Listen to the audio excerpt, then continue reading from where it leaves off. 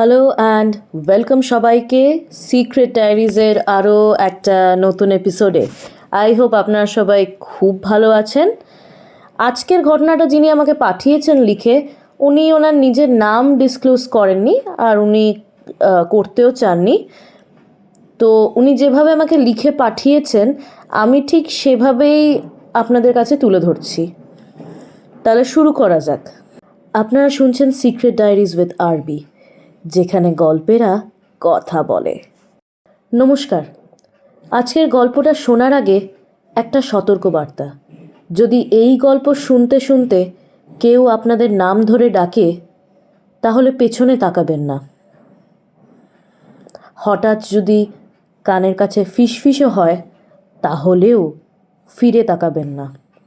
নদিয়ার এক অজানা গ্রাম, যেখানে রাত নামলেই সময় থেমে যায়।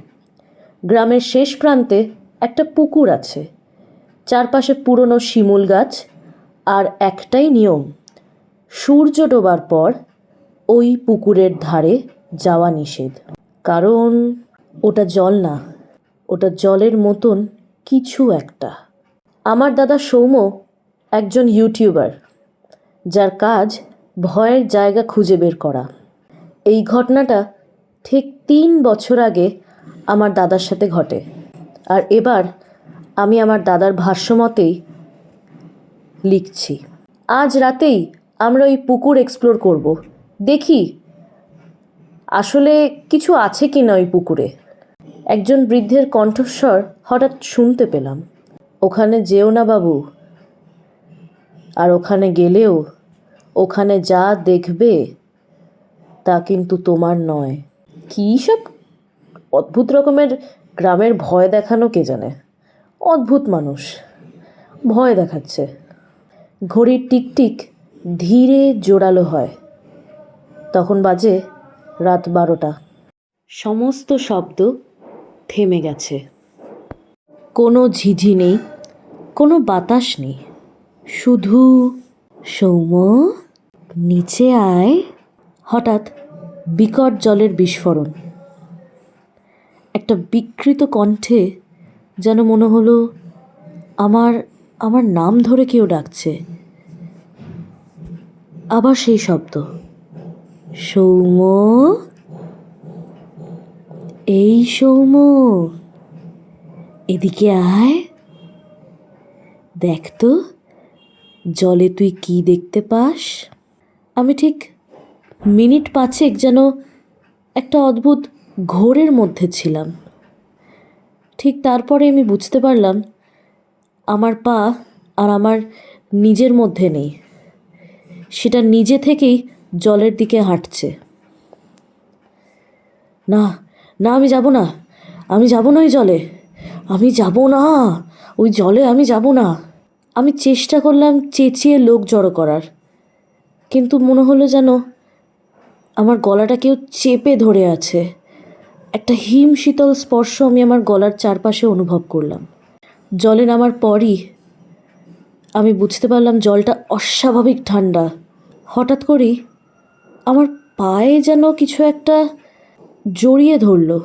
নিচে তাকানো মাত্রই ভয়ে আমার সারা শরীর ঠান্ডা পড়ে যায়।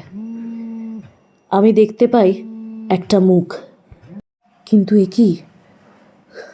মুখে কোনো চোখ নেই, ঠোঁট নেই, কিন্তু একটা অদ্ভুত হাসি।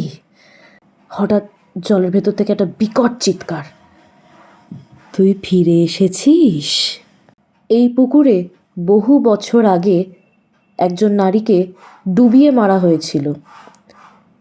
সে এখনও বেঁচে আছে জলের ভেতরে।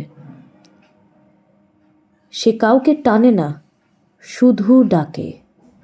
আর একবার জলে নামলেই কেউ আর নিজের মধ্যে থাকে না। কিছুক্ষণ বাদ হঠাৎ আমার কানের মধ্যে, কিরে, আমার নামটা বল, বল দেখি, আমার নামটা বল। এরপরে আর আমার কিছু মনে নেই যে আমার সাথে কি হয়েছিল বা কি ঘটেছিল। পরদিন আমার দাদাকে পাওয়া গেল পুকুরের ধার থেকে। বেঁচে ছিল, কিন্তু ওর চোখ দুটো পুরো সাদা, মুখে একটা অদ্ভুত রকমের স্থির হাসি। আর ক্যামেরার ফুটেজটা চলছে, ক্যামেরাটা তখনও চলছে। এরপর দাদা কেমন জানি একটা পাগলের মতন করা শুরু করলো। প্রতি সময় ও একটাই কথা বলতে লাগলো, ওখানে নামো, খুব সুন্দর, ওটা খুব সুন্দর, ওখানে নামো না, নামো, একটা খুব ভালো জিনিস দেখতে পাবে। এরপর ফুটেজে আমরা যেটা দেখেছিলাম সেটা ঠিক এরকম। আমার দাদা দাঁড়িয়ে আছে আর ওর পেছনে 10টা মুখ, প্রতিটা মুখ জলের নিচ থেকে ভাসমান।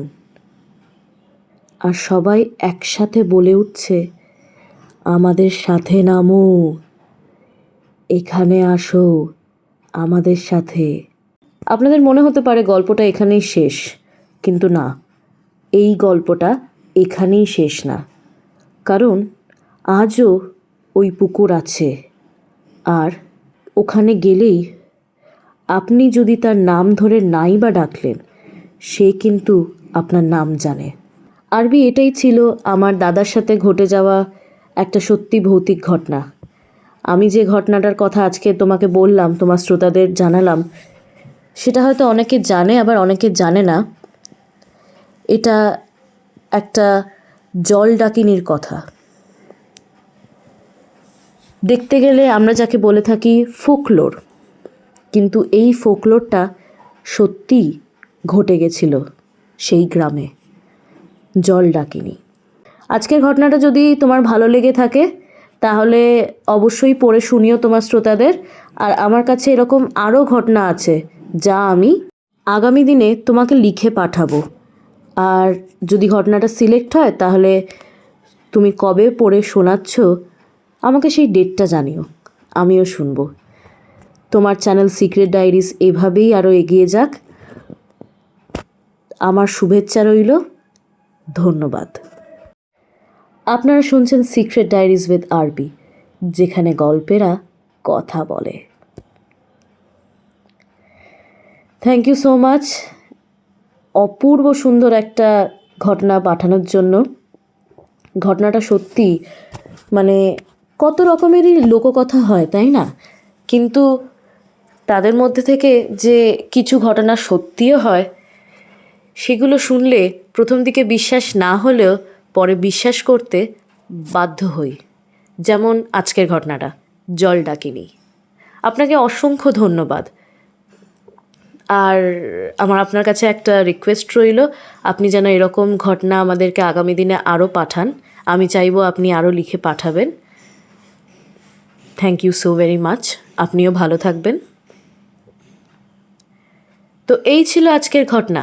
যদি আজকের ঘটনা আপনাদের ভালো লেগে থাকে তাহলে অবশ্যই লাইক, কমেন্ট, শেয়ার এবং সাবস্ক্রাইব করবেন।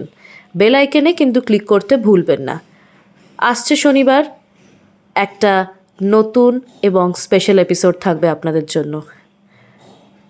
শনিবারের এপিসোডটা খুবই স্পেশাল হতে চলেছে। তো দেখা হবে আপনাদের সাথে আবার পরবর্তী নেক্সট এপিসোডে।